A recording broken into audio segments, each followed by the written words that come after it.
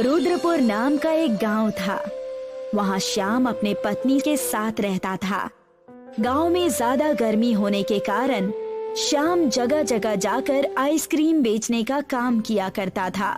कुछ दिनों से व्यापार न चलने की वजह से श्याम घर पर ही था।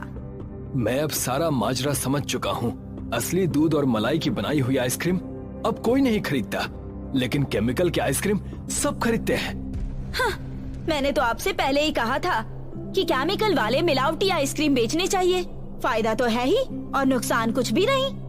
अच्छा हुआ भगवान ने तुम्हें ही मेरे जीवन में लाया। श्याम मिलावट की आइसक्रीम ही बेचा करता। कई बार उसके खाए हुए आइसक्रीम से कुछ बच्चे बीमार भी पड़ जाया करते थे। हर स्कूल चौराहे पर ठेला लगाकर श्याम आइसक्रीम बेचने का काम किया करता था। आ जाओ बच्चों, आइसक्रीम ले जाओ। आ जाओ आ जाओ आ जाओ, बिल्कुल स्वादिष्ट और बिल्कुल अच्छे।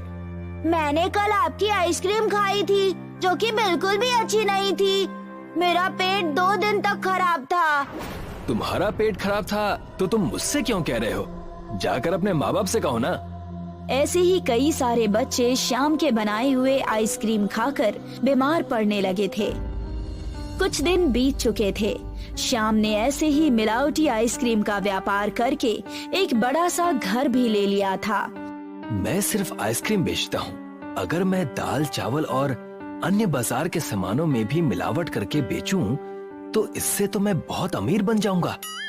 श्याम उस बाजार में और बहुत सारे दुकान भी खोल देता है, जिसमें राशन की दुकान, दूध की डेयरी भी शामिल होती है और अपने साथ एक नौकर रख लेता है जिसका नाम किशोर होता है।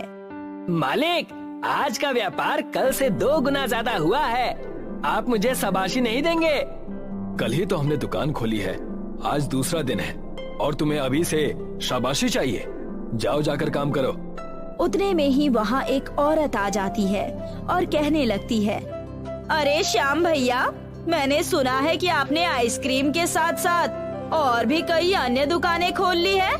आपको उन सब दुकानों की बहुत बहुत बधाई। बस अब आप थोड़े शुद्ध चीजें बेचा कीजिए ना, वरना आपको ये भारी पड़ सकता है। तुम मुझे मत सिखाओ क्या करना है क्या नहीं, मैं सब कुछ कर लूंगा। श्याम सबसे झगड़ा कर लिया करता और अपने मन की मनमानी ही किया करता था। गर्मियों का समय आ गया था। बच्चे बूढ़े सब आइसक्रीम बड़े चाव से खाने लगे थे। तब श्याम ने अपने नौकर किशोर से कहा, गर्मी का मौसम आ गया है, अब हमें आइसक्रीम के व्यापार में और मिलावट करनी चाहिए। और मैं तो एक केमिकल के बारे में भी जानता हूँ जो हूबहू दूध जैसा दिखता है। हाँ, लेकिन थोड़ा बहुत हानिकारक होगा, लेकिन उससे मुझे क्या, मुझे तो पैसे कमाने से मतलब है। मालिक, आपको नहीं लगता कि ये थोड़ा ज्यादा हो जाएगा? अब अगर हम इतना ज्यादा मिलावट का सामान बेचेंगे तो कहीं फंस न जाएं। तुम उसकी चिंता मत करो, मेरी पहुँच बहुत ऊपर तक है। रिश्वत देकर हम फिर से छूट जाएंगे और कुछ नहीं होगा। श्याम ऐसे ही मिलावट के आइसक्रीम बेचने लगा। एक बार श्याम ने अपने मिलावट के आइसक्रीम पूरे स्कूल के बच्चों को बेच दिया, जिसे खाकर सारे बच्चे बीमार पड़ गए। श्याम पैसे कमाकर बहुत खुश था। दूसरी तरफ यमराज और चित्रगुप्त फिर से पृथ्वी के भ्रमण के लिए निकल चुके थे। उन्होंने अपनी दिव्य दृष्टि से श्याम को पैसे गिनते हुए देख लिया और तब चित्रगुप्त ने यमराज जी से कहा, देखा महाराज, ये कैसे पैसे गिन रहा है। हमें भी धरती पर गए हुए समय हो चुका है। लगता है एक बार फिर से धरती का भ्रमण करना ही पड़ेगा। क्यों ना अगला चक्कर रुद्रपुर का हो। उन गरीब बेसहारा बच्चों को हमारी जरूरत भी है और शाम को सबक भी सिखाना है। अब जब आपने विचार बना ही लिया है तो क्यों ना हम अभी चले। इस बार मैं एक बहुत बड़ी आइसक्रीम फैक्ट्री का मालिक बनूंगा और तुम मेरे नौकर। मैं तो हमेशा आपका नौकर ही बनता आया हूँ, लेकिन अगली बार कुछ और बनूंगा। और वैसा ही हुआ। यमराज और चित्रगुप्त दोनों ही रुद्रपुर में चले गए। यमराज और चित्रगुप्त वहाँ पर बस गए थे। उन्हें बसे कुछ ही दिन हुए थे। कि उन्होंने अपना व्यापार वहाँ पर बहुत बड़ा और बहुत अच्छा बना लिया था। यमराज का बोलबाला पूरे रुद्रपुर में हो गया था। सब वहीं से आइसक्रीम लेकर खाने लगे थे। ये बात जब श्याम और किशोर को पता चली तब कौन है ये लोग जो हमसे आगे निकल गए? मैं इनसे मिलना चाहता हूँ। मैंने उनके बारे में पता करने की कोशिश की, लेकिन उनके बारे में कुछ खास जानकारी मिली नहीं। श्याम उनसे मिलने के लिए यमराज के बड़े से घर में चला गया, जहाँ चित्रगुप्त ने उसका स्वागत किया और कहने लगा, आइए आइए, हम आपका ही इंतजार कर रहे थे। मेरा इंतजार? लेकिन तुम मुझे जानते भी हो। हमें सब पता है, आप आकर महाराज से मिलिए। जरूर, मैं अभी आया। श्याम जाकर यमराज से मिलता है और तब यमराज उससे कहते हैं, मैंने तुम्हारी आइसक्रीम खाकर देखी, मेरे पेट में दर्द होने लगा। इतना मिलावट क्यों कर रहे हो? वो दरअसल पैसे कमाने के लिए। मैं जो करता हूँ, जैसा हूँ, सामने बोल देता हूँ। लेकिन मैंने आपकी भी आइसक्रीम खाकर देखी, मुझे वो बहुत पसंद आई। क्या आप मुझे ये आइसक्रीम बनाने का तरीका बता सकते हैं प्लीज? मैं भी ऐसी ही आइसक्रीम बनाकर बेचूंगा, जिससे दुनिया का सबसे बड़ा अमीर बन जाऊंगा। अरे थम जाओ, ठहर जाओ, इतनी भी क्या जल्दी है? लेकिन मैं कैसे भरोसा करूं कि तुम अच्छी आइसक्रीम बनाकर बेचोगे? तुमने फिर भी मिलावट की तो? मैं ऐसा नहीं करूंगा, मेरा भरोसा करिए। अब यहाँ पर यमराज ने अपनी चाल चली और श्याम से कहा, मुझे 1 लाख आइसक्रीम बनाकर दिखाओ, अच्छे अच्छे। अगर वैसे आइसक्रीम बने जैसा मैं चाहता हूँ तो तुम जो मांगोगे वो दूंगा। 1 लाख आइसक्रीम? मैं ये करने के लिए तैयार हूँ, चाहे इसके लिए मेरा घर क्यों ना बिक जाए। संभालना, कहीं वो पिघल ना जाए। मैं आइसक्रीम अपनी फैक्ट्री में ही बनवाऊंगा, आप उसकी चिंता मत कीजिए। जब बन जाए तब मेरे पास आना। श्याम अपना घर और जमीनें उन आइसक्रीम को बनाने के लिए बेच देता है और 1 लाख आइसक्रीम बनाने में जुट जाता है।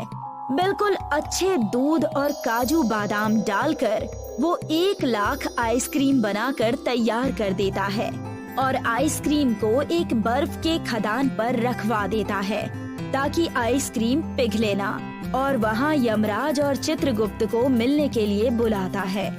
ये लीजिए, आपके पूरे आइसक्रीम बनकर तैयार है। मालिक ने दिन रात एक कर दिए इन्हें पूरा करने में। स्वादिष्ट और बहुत ही लाजवाब। जरा हम भी तो देखें। यमराज ने अपनी दिव्य दृष्टि से उन आइसक्रीम को लोहे की बना दी। ये क्या मजाक है? आइसक्रीम कहकर लोहे की आइसक्रीम बनाई है तुमने? तुम क्या चाहते हो, हमारे दांत इस आइसक्रीम से टूट जाएं? श्याम और किशोर ने जब लोहे की आइसक्रीम देखी तो वो लोग दंग रह गए। उनके माथे से पसीना छूटने लगा। मैं लुट गया, बर्बाद हो गया। ये लोहे के आइसक्रीम कैसे हो गए? मैंने तो मेहनत से आइसक्रीम बनाई थी, मैं लुट गया। बाजार से कर्ज लेकर मैंने ये आइसक्रीम बनाई थी, पूरे के पूरे पैसे बर्बाद। श्याम को रोता हुआ देखकर यमराज और चित्रगुप्त अपने असली अवतार में आ गए। श्याम और किशोर की यमराज और चित्रगुप्त को देखकर सिट्टी पिट्टी गुल हो गई। हम जिंदा तो है ना? कहीं हमें कुछ हुआ तो नहीं है? अब रोकर क्या फायदा? तुम्हारी वजह से उन बच्चों और लोगों को कितनी तकलीफ हुई है, इसका अंदाजा है तुम्हें? मिलावट की आइसक्रीम लोहे की आइसक्रीम से भी ज्यादा हानिकारक थी। मुझसे गलती हो गई, मुझे माफ कर दीजिए। मैं दोबारा ऐसा कभी नहीं करूंगा। हम तुम्हें क्षमा करने वाले कौन होते हैं? मनुष्य जैसे भी कर्म करता है उसे इसी जन्म में सब भुगतना पड़ता है। तुम्हें तुम्हारे किए का दंड मिल चुका है। यमराज श्याम और किशोर को उसके किए हुए हाल पर छोड़कर चले जाते हैं और दूसरे गांव का भ्रमण करने लगते हैं। श्याम और किशोर मिलावट का सामान बेचने के चक्कर में रोड पर आ जाते हैं और बहुत पछताते हैं। संजय ने घर में घुसते ही आवाज लगाई, निधि, निधि कहाँ हो भाई? क्या हुआ? चलो शादी में जाने की तैयारी करो, सुजाता की शादी का कार्ड आ गया है। सुजाता निधि की बहन की एक लौती बेटी थी। इसी साल उसने MBA किया था। शादी में वो लोग पहुंच गए थे। बारात जब लड़की वालों के दरवाजे पर पहुंचा तो घर में कोहराम मचा था। किसी ने कहा कि लड़की भाग गई है। काफी हंगामे के बाद बारात वापस चली गई। सुजाता ने ये क्या किया? सुजाता तो पार्लर से ही कैब लेकर अपने दोस्त अनुराग के घर चली गई थी।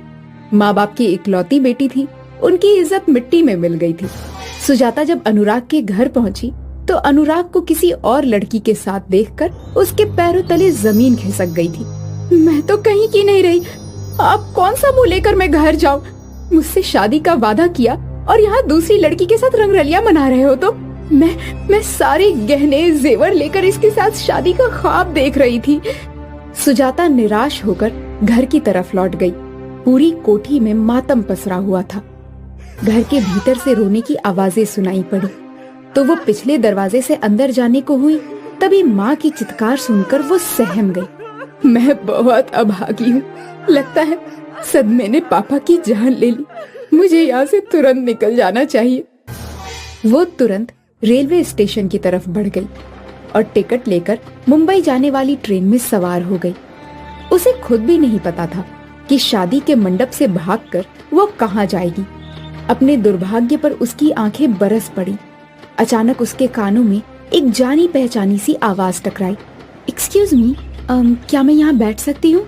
अरे नीलिमा, तुम? सुजाता, तुम कहाँ जा रही हो? और इतनी सजी सवरी, और लोग कहाँ हैं? बस नीलिमा, इतने सवालों का जवाब एक साथ कैसे दूं? अब पहले बैठ जाओ। ये बच्ची तुम्हारी है, बहुत प्यारी है, पर इतनी कमजोर क्यों है? हाँ, मेरी ही बच्ची है, गुड़िया। इसी के इलाज के लिए मुंबई जा रही हूँ। इसके दिल में छेद है, इसका ऑपरेशन करवाने जा रही हूँ। ओह, आई एम सॉरी, पर तेरे पतिदेव कहाँ हैं? दिखाई नहीं दे रहे।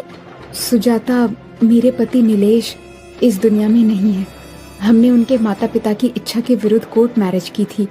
वो लोग ना हमें आशीर्वाद देने आए और ना ही हम कभी उनके पास गए। ओह, ये तो बहुत दुखद है। नीलिमा, मैं जरा कपड़े चेंज करके आती हूँ। हाँ, ठीक है। तुम बताओ, कहाँ जा रही हो?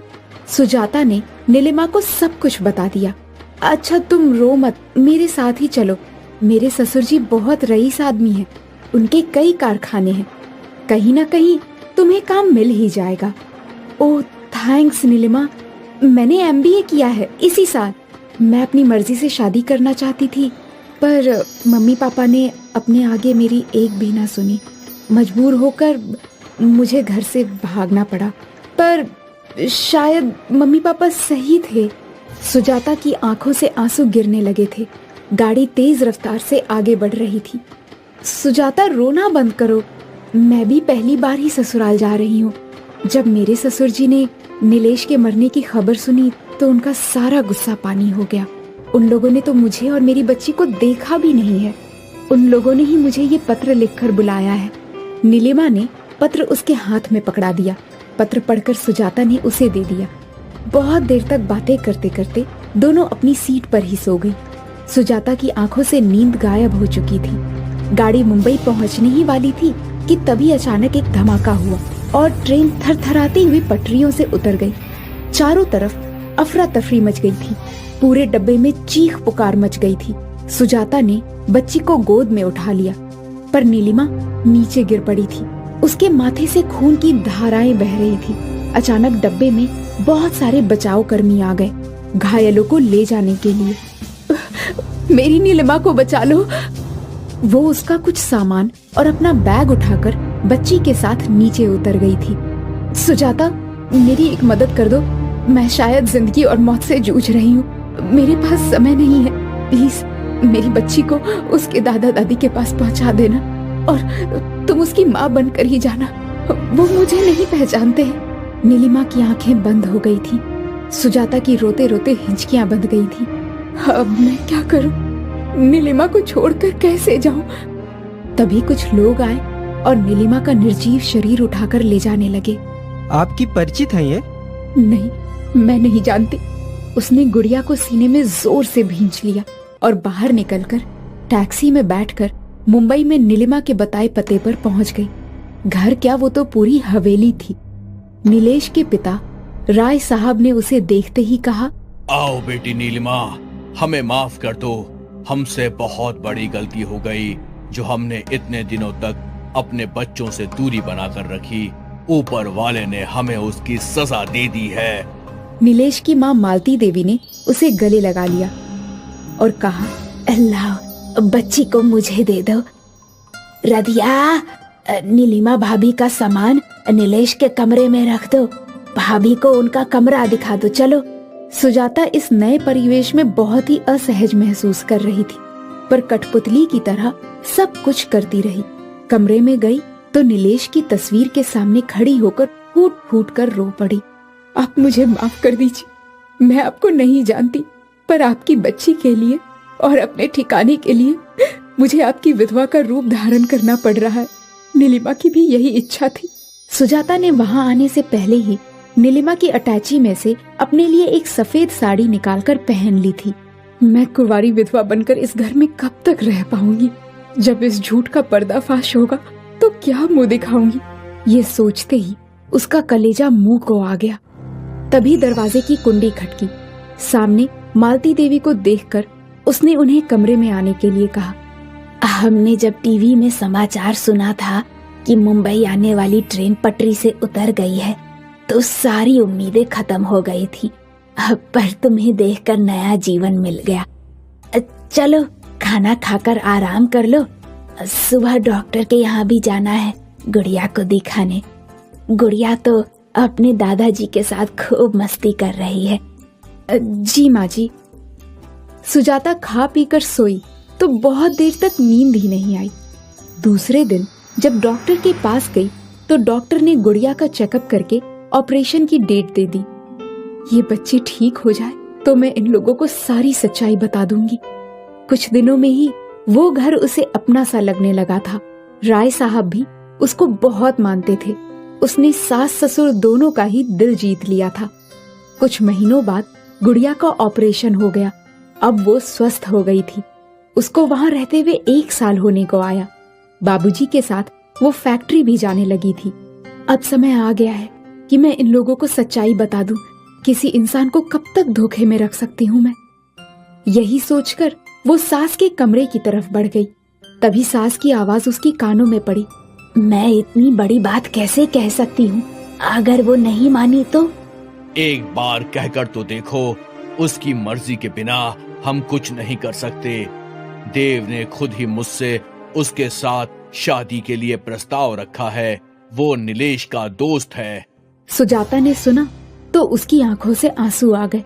वो तुरंत अंदर चली गई। बाबूजी, माँ जी, मुझे आप दोनों से कुछ कहना है। बोलो बेटी। गुड़िया भी अब पूरी तरह से स्वस्थ हो गई है।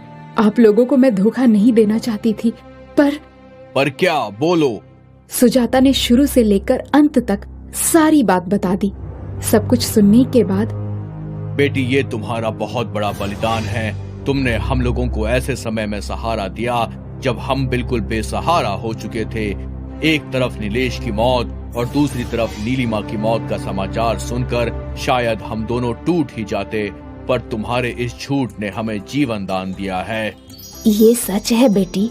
इतने दिनों तक तुम हमारे घर में कुंवारी विधवा बहू बनकर रही।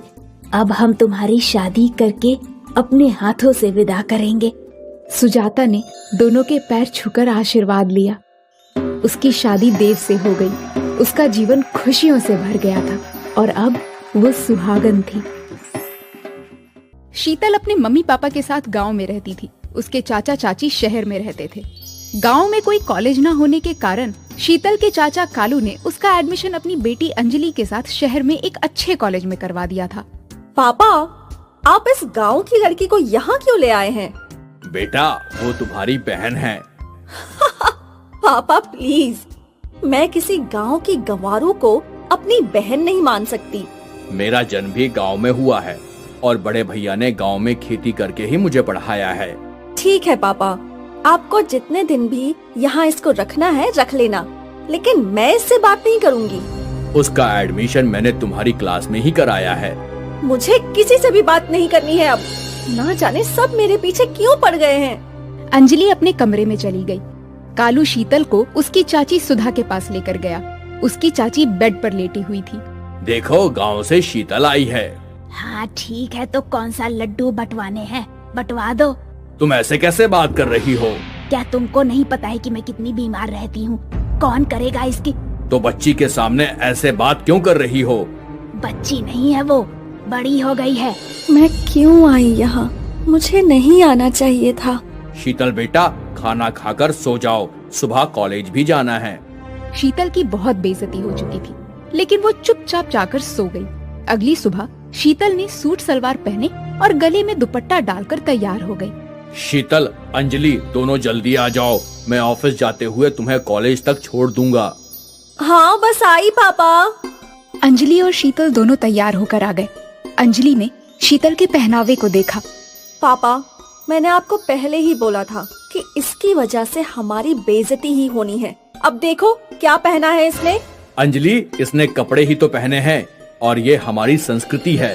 पहले दिन में ही इस गवार ने पापा की सोच बदलनी शुरू कर दी।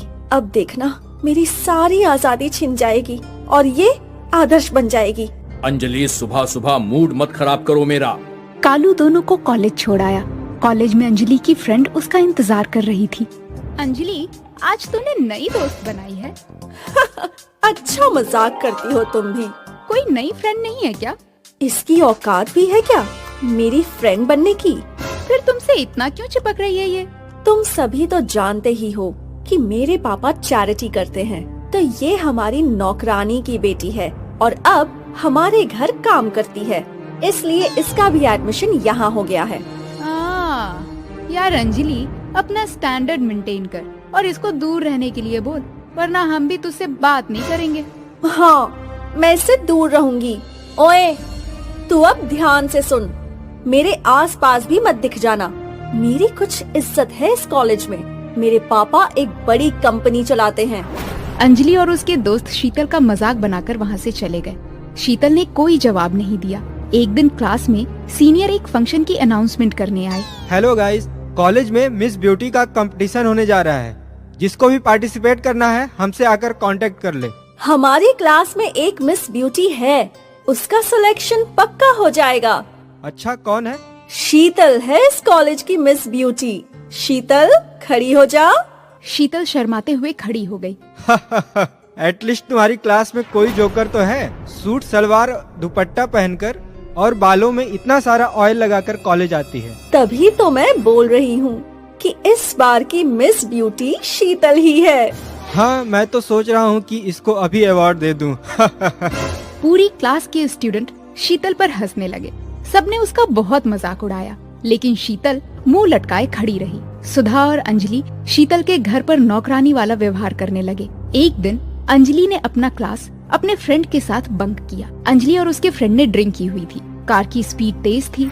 उन दोनों का एक्सीडेंट हो गया। शीतल को भी इसकी खबर मिली और वो हॉस्पिटल पहुंच गई। अंजलि को ब्लड की बहुत जरूरत है। इसका ब्लड ग्रुप रेयर है। डॉक्टर साहब, मेरा ब्लड ग्रुप यही है। शीतल ने अंजलि को ब्लड दिया। तब तक वहाँ कालू और सुधा भी पहुँच चुके थे। अंजलि और उस लड़के को होश आ गया है। तुम दोनों उनसे जाकर मिल सकते हो। तीनों जल्दी से अंजलि के पास पहुँचे। कैसी है मेरी बेटी? क्या हो गया है तुझे? मम्मी, पापा, जब से ये शीतल पनौती हमारे घर में आई है ना, मेरे साथ कुछ भी अच्छा नहीं हो रहा है। नहीं अंजलि, तू कुछ नहीं जानती। शीतल या उसकी मम्मी पापा स्वार्थी नहीं है। आज तुम्हारे अंदर खून शीतल का है। हमारी थाली में रोटी शीतल के घर से आती है और ये जो भी सोसाइटी में हमारी इज्जत है वो सब शीतल के पापा के पसीने की कमाई से ही है। क्या पापा? हाँ, बड़े भैया ने तुम दोनों से ये बात ना बताने को कहा था। जब मैं छोटा था तो भैया ने कमाकर मुझे पढ़ाया, शहर भेजा। जब मुझे कहीं नौकरी नहीं मिल रही थी तब भैया ने अपनी जमीन बेचकर सारे पैसे मुझे दे दिए, जिससे मैंने बिजनेस शुरू किया और आज शीतल ने तुम्हें ब्लड दिया है। कालू जोर जोर से रोता है। मुझे माफ कर दो शीतल बेटा, मैंने तुम्हें यहाँ लाकर गलती की। इन लोगों ने तुम्हारे साथ अच्छा व्यवहार नहीं किया, मुझे माफ कर दो। कोई बात नहीं चाचा जी, मुझे बिल्कुल भी बुरा नहीं लगा। मुझे माफ कर दे बेटा। शीतल, मुझे आज समझ आया कि किसी के गांव, शहर या पहनावे से कुछ नहीं होता है। एक अच्छा दिल होना जरूरी है। मुझे माफ कर दो मेरी बहन। क्या तुम मुझे माफ कर पाओगी? तुम इतनी टेंशन क्यों ले रही हो? मैं तुमसे नाराज नहीं हूँ। चलो अब जल्दी से ठीक हो जाओ, फिर कॉलेज भी जाना है। अंजलि ठीक हो गई। अंजलि ने सभी को बताया कि शीतल उसकी बहन है और वो अब साथ साथ रहने लगी थी।